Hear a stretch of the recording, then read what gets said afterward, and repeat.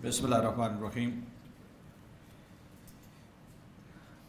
Honorable Sayyid Fakhr Imam, Chairman Kashmir Committee, General Zubair Mahmood Hayat, Chairman Joint Chiefs of Staff Committee, Lieutenant General Amjad Shoaib, Major General Khalid Jafri, President of CGSS, distinguished guests, ladies and gentlemen. It's a pleasure for me to talk to you. I'll go straight to the subject. Let me take you back to 3 dates which are of seminal importance in the history of Pakistan. The first date is August the 14th, 1947, when Pakistan was created as an independent state. This date is important because Pakistan emerged on the map of the world as a sovereign state.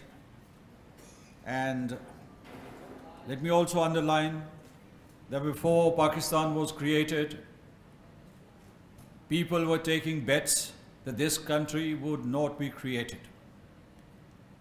And the Congress and the extremist Hindus in India were confident that once this state is created, it will collapse in 3 to 6 months.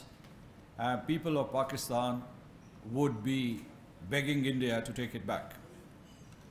But this miracle happened because of the will of Allah, because of the steely resolve of Quaid-e-Azam Muhammad Ali Jinnah, and because of the sacrifices given by the people of South Asia.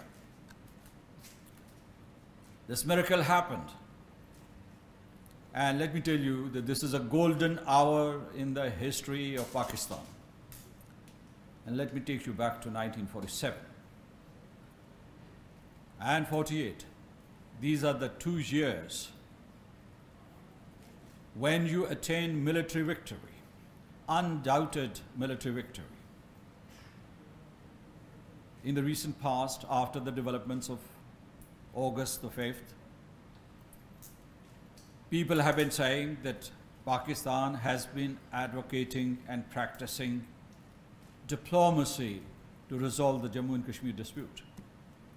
That we have focused only on diplomatic and political means. And this policy has failed over the decades. But I always remind people that we have also fought 6 wars to liberate the occupied territory of Kashmir. The first war was fought in 1947. People have forgotten this war because of the distortions in history. I always remind my audience that the first war was fought between June 1947 and October 1947.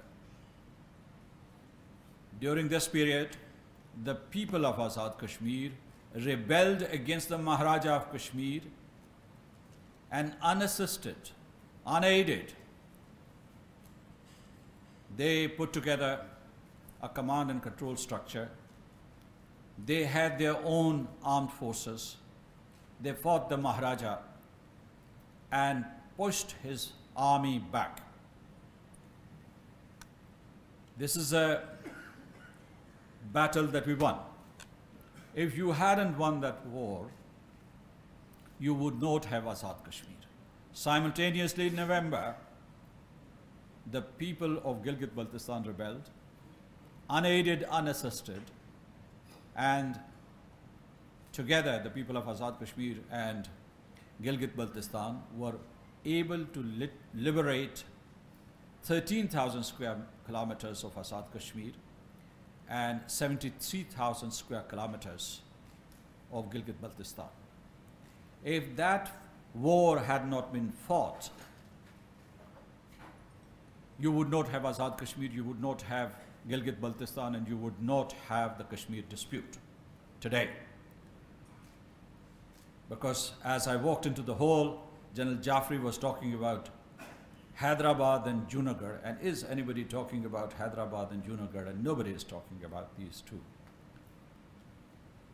Kashmir has survived because of Azad Kashmir and Gilgit-Baltistan. Kashmir has survived because of the sacrifices of the people of Azad Kashmir and Gilgit-Baltistan. I remind you of this war because we attained unmistakable victory against the Indian troops and the troops of Maharaja.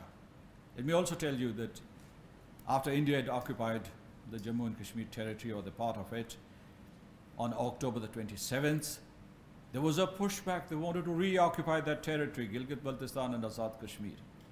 And Indian regular forces were fighting these, what we used to call it, Azad Kashmir Regimental Force, and other irregular troops. And in 1948, we had the assistance from Pakistan in different forms. The reason I mention it is that once you got a military victory, a clear military victory against the Indian army, the Indian army's attack to recapture the territory was repulsed. Let me also tell you that during the period 1947 and 1957, 10 years, Pakistan was a newborn state. It did not have resources. I am told by many people and many historians that when Pakistan started the government in Karachi, they did not have paper pens, and they did not have officers, and they would sit in the vans, open vans, and run the secretariat from there. And yet, in 10 years, they were able to get a dozen Security Council resolutions passed. Just compare and contrast it with the strength Pakistan has today. If in those days, with very limited resources, you could attain diplomatic and military victory, you can do it today as well. You can do it now. What India did during that period, that after getting defeated both diplomatically and militarily, it came up with many devices. One of the devices was that they imposed what international lawyers would call constitutional occupation of the part of the Indian Kashmir, or Jammu and Kashmir. And secondly, for a long time, they did not fight a war with Pakistan. In fact, I was told, and I've read it in some books, that Pandit Jawaharlal Nehru, the first Prime Minister of India, warned his troops not to go into the territory of Azad Kashmir or Gilgit-Baltistan, particularly Azad Kashmir, because he warned his soldiers that this territory would become your graveyard. That was the kind of military might that you had. In that state of weakness, when you were a fragile state. Now, let's move to December the 17th, 1971. India severed Pakistan into two parts. And after reducing the size of Pakistan, and from their point of view, after attaining a decisive victory, Indira Gandhi, the Prime Minister at that time, threatened that she, India, would work to disintegrate the rest of Pakistan. And at that time, that the disintegration of Pakistan was the unfinished business of 1971 war. And they thought that Pakistan had been made vulnerable. Pakistan was vulnerable, and that's why it started investing in its defense and national security, and it came up with the nuclear weapons.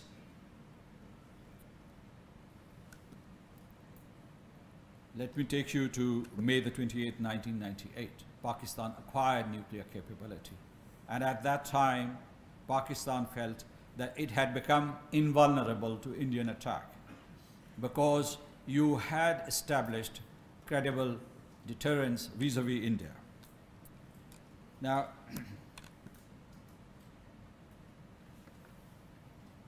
while you felt invulnerable, India thought that they must go around this deterrent. They did not want to accept or endorse or recognize parity with Pakistan, strategic parity with Pakistan. They wanted to puncture this inviolability or invulnerability of Pakistan. Now, I have given you these 3 dates, which are very seminal in our history.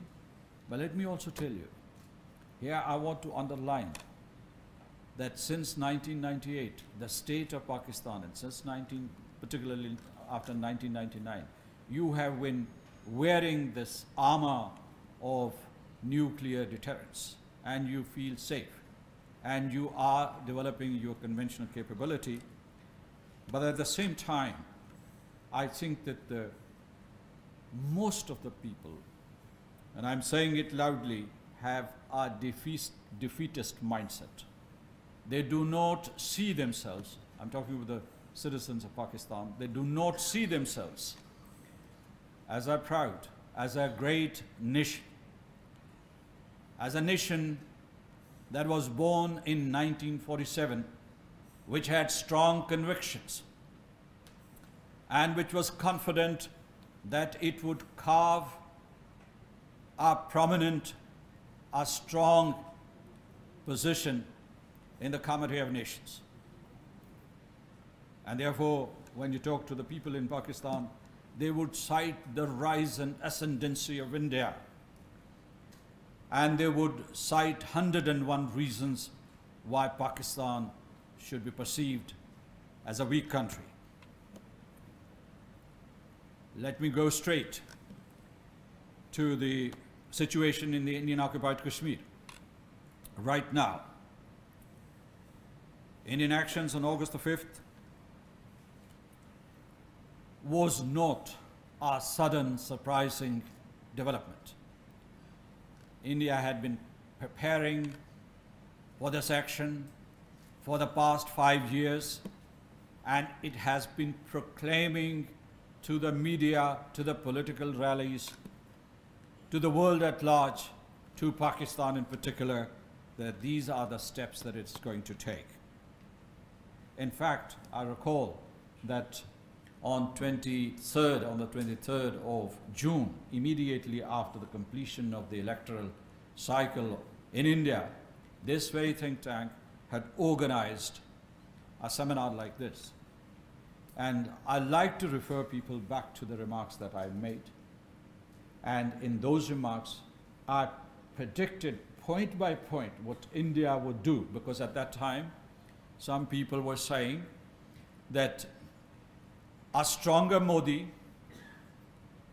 and a more powerful BJP would have a mandate to resolve the Jammu and Kashmir dispute, that it would engage Pakistan. And I'll refer you to my remarks, what I said at that time, and compare it with what happened on August the 5th. But let me tell you, two things happened on that day, and we must have some clarity about it. India rescinded Article 370, and everybody knows about it. Well, most of the people do not know that there was no autonomy to the people of Jammu and Kashmir. In fact, this was an evil pact. Article 370 was an evil pact between Sheikh Abdullah and Pandit Jawaharlal Nehru to enslave the people of Jammu and Kashmir. And on August the 5th this year, the Bharatiya Janata Party stabbed those Indian loyalists in Kashmir in the back. This war happened. And the other article is Article 35A, and that article is important because that article contained rights of the Kashmiris relating to acquisition of property, permanent residence, education, and employment. They had not been given by India to the people of Kashmir. India took them away. India robbed them. And these inherent rights of the Kashmiris date back to 1927.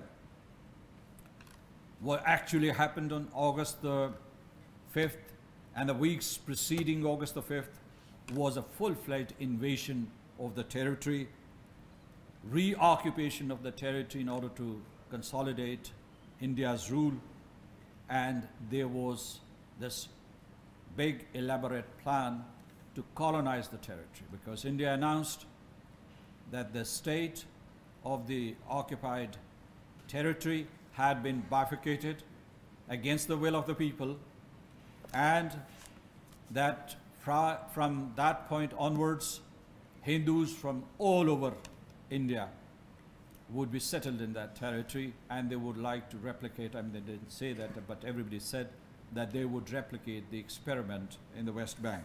Illegal settlements, eroding the rights of the Kashmiris, eroding their right to self-determination, eroding their sovereignty and their will to determine their political future. Everybody is familiar with the situation which is prevalent in the IOK right now. There is a month-long siege there. There's a lockdown. There are arrests. According to the information that we have received, more than 10,000 people have been detained, and these include all segments of society.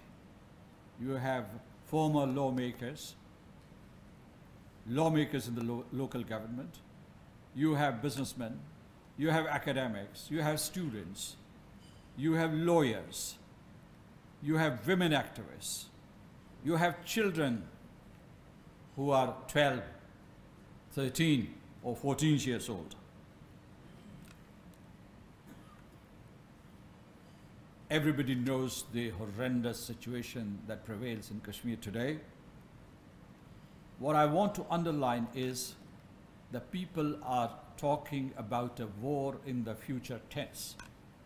They're talking about the possibility of a war. And I say, we are already in a state of war. This is a different kind of war. The Indian occupied Kashmir has been attacked. There is hostile fire across the line of control every now and then, resulting in casualties and injuries and destruction of property. Cluster munitions have been used. There's a declared war against Pakistan in the form of proxies that are operating on behalf of India. There are Indian-sponsored terrorist attacks in all parts of Pakistan. And they have talked openly about a hybrid war against Pakistan, which would lead to an implosion and therefore the collapse of the state of Pakistan. We are in a state of war. And an attack on the Indian occupied territory is an attack on Pakistan. Let me tell you that the response of the international community to the developments in the Indian occupied Kashmir has been mixed. We thank the government of Pakistan for initiating punitive measures against India in the form of downgradation of diplomatic relations and suspension or termination of trade or transportation links, and they are contemplating further measures. Pakistan, with great endeavor and ingenuity, was able to go to the Security Council and was able to make an informal session of the Security Council possible with the help of China. This was no ordinary achievement because India had been lobbying for days and weeks to block this kind of session in the Security Council. The international community, its response can be divided into two categories. The international media has supported the people of Jammu and Kashmir and the stance of Pakistan for a change. After decades of ambivalence and silence or partisanship in favor of India. So there was this huge space which was opened for the Kashmiris and for Pakistan. And this is the kind of narrative that we have been striving to construct for decades, but we were not able to either construct or craft that narrative or project it to the Western media portals and networks. And this time, the Western media itself, when I say media, it includes think tanks, it means all those writers who raise their voices, they have crafted this narrative, this credible narrative for you. People in Pakistan were disappointed by the response given by the Arab world, because in 2 or 3 instances, the Arabs, instead of siding with the victims in Kashmir, seemed to be endorsing Indian actions. And this caused disappointment and frustration. Some people openly protested. As far as the powerful governments of the world are concerned, despite the evidence that has been furnished by their own media, by their own diplomats and embassies, these most powerful states have been tight-lipped, or they have been equivocating. They have been trying to artificially balance relations between Pakistan and India. They have chosen to not look at the humanitarian crisis in Kashmir at all, or if they do so through the prism of Delhi. The diaspora community has been mobilized, and the people of Pakistan, from the Khunjarat Pass to Karachi and Gwadar, have demonstrated unprecedented solidarity with the people of Pakistan, with the people of the Indian-occupied Kashmir. What are the steps that India has taken? Let's try to understand them.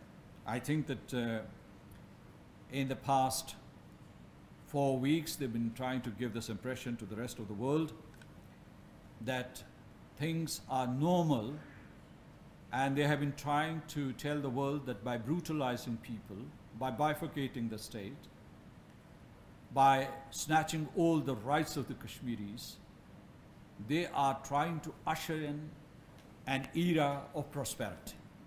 And nobody believes this oxymoron anywhere in the world. In fact, there are 2 newspapers, Western newspapers, who first cite Indian claims and then they give the facts. Nobody is believing India's false narrative, false stories. Let me talk about the next steps. And the next steps are that in the weeks and months to come, India is going to consolidate its position, and there's a grave risk that India would be successful in this and the world would look the other way. So be prepared for that. India is not going to reverse these steps easily. There's also a grave peril that India may try to convince powerful Islamic nations to give it an observer status in the Organization of Islamic Cooperation. I think that the major powers may try to coax Pakistan into accepting some sort of bilateral process. But that bilateral process, let me warn everybody, would be a trap. It would be a trap unless India takes back its aggravating and aggressive steps in Kashmir.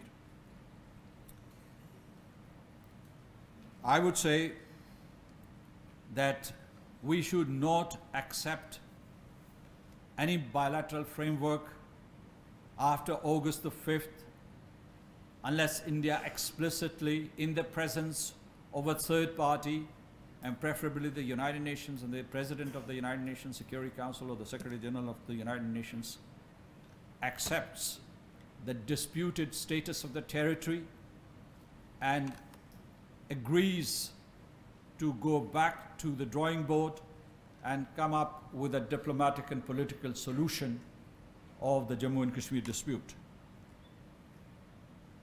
India's insistence on the Jammu and Kashmir being its integral part should be rejected categorically. I think from now onwards, we should move out of the gray area to the black and white domain. No half-truths, no ambiguities.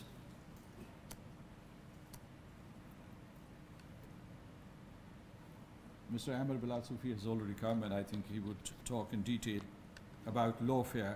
But what I want to say, the choice for Pakistan is to maintain and sustain its diplomatic campaign.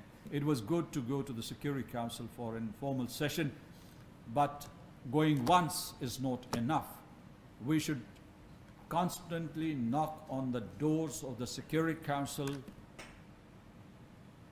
until you get its substantive attention. That's how multilateral diplomacy works. And it is shameful for the United Nations Security Council, that it had to wait for a communication from the Foreign Minister of Pakistan to hold its informal session. It is the Security Council's fundamental responsibility, in accordance with the Charter of the United Nations and in accordance with all the relevant provisions of the United Nations Charter, to intervene and intercede in the Indian-occupied Kashmir, to relieve humanitarian pain of the Kashmiri people, to act as a catalyst for the establishment of a humanitarian corridor there.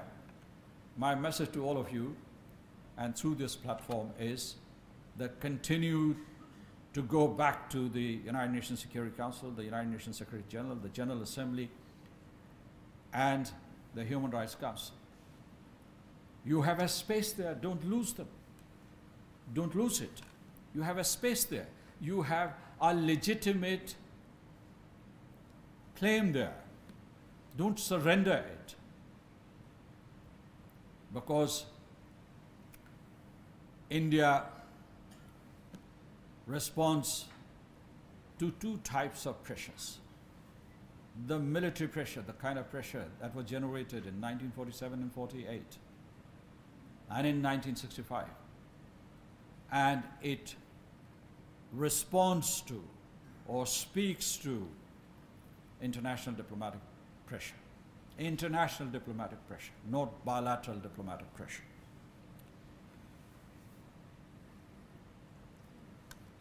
Let me run through these points quickly.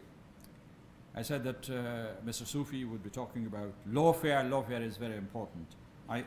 My recommendation is that after internal deliberations here in Pakistan, after consulting the Attorney General, the Law Minister, the Ministry of Foreign Affairs, and other stakeholders, we should communicate with the International Law Commission, and we should explore the possibility of establishing tribunals for the trial of war criminals in IOK. A genocide is going on there, and a genocide has been going on there for the past 7 decades, and you have ample evidence. And collected. People are talking again in the future tense that genocide is going to happen. Now what would happen when the curfew is lifted? For God's sake, genocide has been happening there in the Indian-occupied Kashmir for the 7 decades, and you have ample evidence to substantiate it. So I would say that as we undertake this diplomatic and political campaign, we should work hard to make Pakistan a strong nation. Right now we have many challenges. One of them is to ensure, to guarantee, to safeguard the national security of Pakistan in a holistic fashion. And it would include such ingredients as your defense and refining your defense capability. Second is your economic development, and within that context, try to step up and intensify your diplomatic campaign on Kashmir. Because Kashmir is about your nationhood, your sovereignty. Yesterday I was talking to an audience like yours, and I said, in the past, the casus belli between India and Pakistan used to be Kashmir. But from this point onwards, the casus belli between India and Pakistan is Pakistan. Because all these developments that you have seen since August the 5th are driven by Hindu nationalism, a doctrine similar to fascism and Nazism of the last century. I said very openly that Narendra Modi is a reincarnation of Hitler and Mussolini or Milosevic in the 21st century. Make no mistake about it. Watch Indian television and social media, and they say their ultimate goal, sitting MPs are saying, cabinet members of the BJP are saying, their ultimate goal is to dismantle Pakistan, to destroy it. That this is just the beginning, and they have designated 3 targets. First target is the Muslims of India. These 200 million Muslims of India. They're being persecuted and tortured and marginalized and dehumanized. And the Kashmiris, whom they consider traitors, because they're Muslims, and they are also being demonized. And then there's the state of Pakistan, which committed the cardinal sin of creating Pakistan and dividing Akhand Bharat or Bharat Bhumi. They want to restore the purity of Bharat Bhumi. Make no mistake, they have declared war against you. You have to prepare yourself for that war on all fronts. Your defense forces, your citizens. I have told many audiences that Rashtriya Swayam Sevak Sangh in its camps is giving military training to young men and women to fight a war against Muslims and Pakistan. And Bajrang Dal is their operational arm. Make no mistake, they are going to attack you. You have no choice, even if you make hundreds of unilateral diplomatic overtures. I would say that use the international space that you have attained in the recent past, this space in the realm of communication.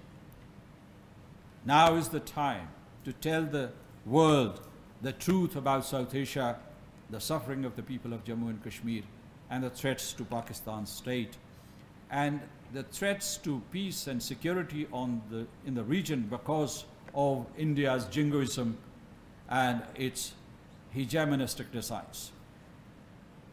Can you recall any other head of state who possesses or whose state possesses nuclear weapons, openly threatening another nuclear weapon with the use of its nuclear arsenal? Narendra Modi did that.